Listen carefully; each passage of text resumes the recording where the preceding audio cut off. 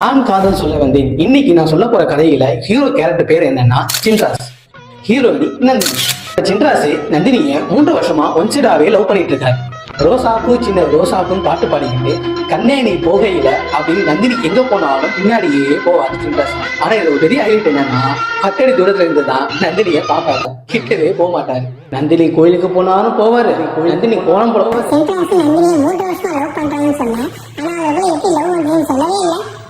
ஆமால சொல்றேன் கேளுங்க. இது ஒரு ஸ்கூல் லவ் ஸ்டோரி. சின்ராஸோட அப்பா பயங்கரமான தண்ணி வண்டி. எம்டன் படத்துல வர நாசர் கேரக்டர் தான் அவர். நல்லா குடிச்சிட்டு சின்ராஸ் இழுத்து போட்டு அடிக்கிறது தான் அவருடைய பொழுதுக்கு வேலையாவே இருந்துச்சு. ஒரு நாள் சின்ராஸ் KTVல சூரியவம்சம் படம் போட்டிருக்காங்க. ஆசையா பார்க்கலாம்னு நினைச்ச சின்ராஸா வழக்கம் போல அவங்க அப்பா குடிச்சிட்டு அடி அடிச்சு வெள்ள தட்டு விட்டாங்க. மன கஷ்டத்தோட வெளில போன சின்ராஸ் மாடிக்கு போனான். மாடியில போய் எனக்கு மட்டும் ஏன் இப்படி நடக்குது, எனக்கு மட்டும் ஏன் இவ்வளவு கஷ்டமா இருக்குன்னு சொல்லிட்டு ரொம்ப ஃபீல் பண்ணிட்டு இருந்தான். அப்போதான் ஹீரோயினி காத்தெல்லாம் ஆட மலைக்கரையெல்லாம் அசைய அப்போதான் ஒரு பொண்ணு அந்த பக்கம் அப்படி நடந்து போறான். அவதான் நந்தினி. சின்ராஸ்க்கு என்னாச்சு ஏதாச்சுன்னு தோணல. திடீர்னு நந்தினியை பார்த்து ஹோய் அப்படின்னு கத்த ஆரம்பிச்சான். நந்தினி டப்புன்னு திரும்பி பார்த்துட்டா. சின்ராஸ்க்கு ஒரு பயமாச்சு. டப்புன்னு கீழே குஞ்சிட்டான். ஐயோ நம்ம இதுவே பெரிய பிரச்சனை ஆயிடுமோ இதா என்ன பயந்துட்டு இருக்கும்போது சின்ராஸ் மறுபடியும் லைட்டா எட்டி பார்த்தான். நந்தினி மறுபடியும் கிளம்பி போயிட்டு இருக்கும்போது மறுபடியும் சின்ராஸ் இன்னும் கத்துனான். நந்தினி திரும்பி தேடி பார்த்தா அது சின்ராஸுக்கு ரொம்ப பிடிச்சிருந்தது. 3 நாள் அதே மாதிரி நந்தினி போகும்போதெல்லாம் கூப்பிட்டு அதுல ஒரு சந்தோஷப்பட்டான். அடுத்த நாள் அதே மாதிரி பண்ணலாம்னு சொல்லிட்டு சின்ராஸ் வெயிட் பண்ணிட்டு இருக்கான். ஆனா அப்போ நந்தினி அங்க வரல. சின்ராக்கு ஒரே மன கஷ்டமாயிடுச்சு. என்ன ஆச்சு அந்த பொண்ணுக்கு, ஏன் வரல, எதுக்கு வரலன்னு யோசனையாவே இருந்துச்சு. அப்ப எங்கேயோ ஒரு இடத்துல இருந்து ஓயின்னு ஒரு சவுண்ட் கேட்டது. சின்ராஸ் சுத்தி முத்தி பாக்குறான், எந்த சவுண்டும் கேட்கல. ஒருவேளை நம்ம பிரம்மையோ அப்படின்னு நினைச்சிட்டு மறுபடியும் யோசிச்சுட்டே இருக்கும்போது மறுபடியும் ஓயின்னு ஒரு சவுண்ட் வந்தது. என்னடா மறுபடியும் சவுண்ட் வருது சின்ராஸ் பார்த்தா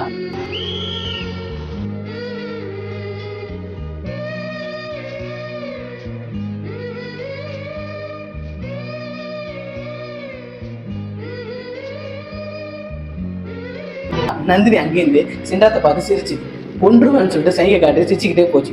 சின்ராஸுக்கு அது ரொம்ப பிடிச்சிருந்தது. அதுக்கப்புறம் 4 போக்குல சின்ராஸ் மாடியில் இருந்து போதெல்லாம் நந்தினி கிட்ட பேச ஆரம்பிச்சான். நந்தினி என்ன பண்ற, படிக்கிற, ஏது படிக்கிறன்னு வந்து ஒரு 2 நிமிஷம் நான் கீழே இருந்து பேசிட்டு தான் போவோம். அது சின்ராஸ்க்கு ரொம்ப பிடிச்சிது. நந்தினி மேல திடீர்னு ஒரு லவ் வர ஆரம்பிச்சது. நந்தினி என்ன டியூஷன்ல படிக்கலாம்னு தெரிஞ்சுக்கிட்டு அந்த டியூஷன்ல போய் சின்ராஸும் சேர்ந்தான். டியூஷன்ல சேர்ந்து நந்தினி கூட க்ளோஸ் ஆக ஆரம்பிச்சான். அப்புறம் என்ன ஒரே சைட்டிங் தான். நந்தினியும் சின்ராஸும் ரொம்ப க்ளோஸ் ஆயிட்டாங்க. பக்கத்துல உட்காந்து ஒன்னா படிப்பாங்கன்னா பாத்துக்கோங்களேன். சின்ராஸ் ரொம்ப அதிகமாக படிக்கிற பையன்லாம் கிடையாது. ஆனா நந்தினி சொல்லித்தர இவன் உட்காந்து படிச்சு அந்த பொண்ணு முன்னாடி நம்ம அசிங்கப்படக்கூடாது, நம்மளை யாரும் கலாச்சாரக்கூடாதுன்னு சொல்லிட்டு படிக்க ஆரம்பிச்சாங்க.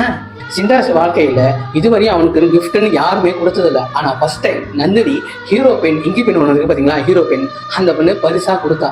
நந்தினி வந்த அப்புறம் தான் தன்னோட வாழ்க்கை இவ்வளவு சந்தோஷமா ஆயிடுச்சுன்னு சொல்லிட்டு நந்தினி மேல அவனுக்கு இன்னும் லவ் ரொம்ப அதிகமாக ஆயிடுச்சு. அவன் ரொம்ப இறங்கி லவ் பண்ண ஆரம்பிச்சான். ஆனா கடைசி வரையும் அவன் லவ் பண்ணிட்டே இருந்தான் தவிர அவன் காதலை நந்தினி கிட்ட சொல்ல முடியாம தவிச்சிட்டும் துடிச்சிட்டும் காத்துட்டு இருந்தான். இருந்தாலும் சின்ராஸ்க்கு ஒரு சின்ன ஒரு பயம். தன்னை அவன் பிடிக்கலன்னு சொல்லிடுவா, நம்ம கொஞ்சம் நல்லா இல்லை, அதனால அவன் வேணாம்னு சொல்லிட்டு நம்மள இதை தாங்கிக்க முடியாதுன்னு சொல்ற ஒரு காலம் மனப்பானையாலையும் பயத்தாலையும் தன்னோட காதலை நந்தினி சொல்ல பயந்தான் சின்ராஸ். அந்த நேரத்துல சின்ராஸுக்கு பழனிசாமின்னு ஒரு ஃப்ரெண்டு கிடைச்சான். சின்ராஸும் பழனிசாமி எங்க போனாலும் ஒன்னா தான் போவானுங்க, ஒன்னா தான் வருவானுங்க. ஒரு பயங்கரமான ஃப்ரெண்ட்ஷிப் சின்ராஸுக்கும் பழனிசாமி தான். பழனிசாமி அப்போ ஒரு பொண்ணை லவ் பண்ணிட்டு இருந்தான். ஒரு கடத்துக்கு மேல அந்த பொண்ணுகிட்ட போய் பேசணும்னு சொல்லிட்டு சின்ராஸை கையோட கூட்டு போனான். பழனிசாமி தன்னோட லவ் சொல்லும் போது அந்த பொண்ணு வேணான்னு சொல்லிடுச்சு.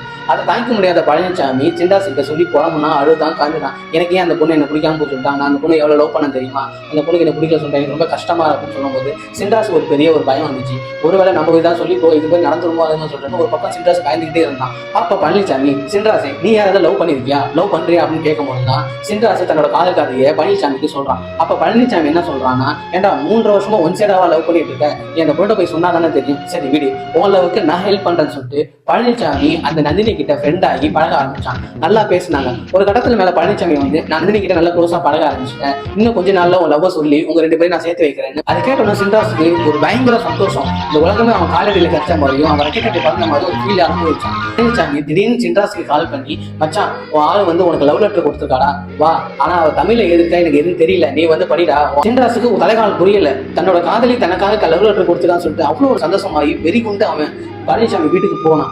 போய் பார்த்தா 3 பக்கத்துல அந்த லெட்டர் இருக்கு. சின்ராஸுக்கு ஒரே சந்தோஷம். 3 பக்கம் லெட்டர் நமக்காக எழுதிருக்காளே, நம்மளை புரிஞ்சுக்கிட்டா, நம்ம லவ் அவளை வந்து தெரிஞ்சுக்கிட்டா, அதுல ஏதோ எழுதிருக்கா அப்படின்னு சொல்லிட்டு ஆசையா படிக்கலான்னு போனான். ஆனா அங்கதான் சின்ராஸ் காட்டுறது ஒரு பெரிய அதிர்ச்சி. சின்ராஸுக்கு அந்த லவ் லெட்டர் இல்ல, பழனிசாமிக்கு கொடுத்த லெட்டர். 3 பக்கத்துலயும் பழனிசாமியை பத்தி தான் நந்தினி பேசிட்டு இருந்தா. லாஸ்டா 2 லைன்ல மட்டும் சின்ராஸை பத்தி வந்துச்சு. அது என்னன்னா, சின்ராஸ் என்ன லவ் பண்றேன் எனக்கு நல்லாவே தெரியும். ஆனா எனக்கு சின்ராஸ் மேல எனக்கு ஒரு லவ்வே வரல. நான் உன்னை தான் லவ் பண்றேன் அப்படின்னு அந்த 2 வரி மட்டும் தான் சின்ராஸ் உடஞ்சி போயிட்டான். சுக்குன்னு ஒரு ஆயிட்டான். இந்த லெட்டரை படிச்சு முடிச்சவனே சின்ராஸ் பழனிசாமிகிட்ட ஒரே ஒரு விஷயத்த மட்டும் தான் சொன்னான்.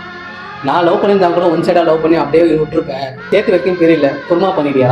லவ் பண்றாங்கன்னா அந்த லவ் அவங்க தான் போய் சொல்லணும். இன்னொருத்தவங்களை தூது அமைச்சா அது எப்படி வேணா மாறுங்கிறத அப்பதான் சின்ராசு கத்துக்கிட்டான். இதுல இருந்து நான் என்ன சொல்ல வரேன்னா, நீங்க ஒருத்தவங்க லவ் பண்றீங்களா, ஒருத்தவங்க உங்களுக்கு பிடிச்சிருக்கா, உங்க லவ் நீங்க வெளிப்படையா போய் சொல்லுங்க. உங்க காதலை நீங்களே சொல்லிடுங்க. அது நல்லது முடியுதோ கெட்டது முடியலோ அதை பத்தி கவலை கிடையாது. ஆனா நீங்களா சொல்லாம இன்னொருத்தவங்க மூலியமா சொல்லி அவங்க மூலியமா போறதுனாலதான் வேற மாதிரி விதியா மாறப்படுது. ஸோ அதனால சொல்றேன், அவ்வளவுதான் சொல்ல முடியும். அப்புறம் இன்னொரு விஷயத்த சொல்ல மறந்துட்டேன். அந்த சின்ராஸ் வேற யாரும் இல்லை, நான் தான்.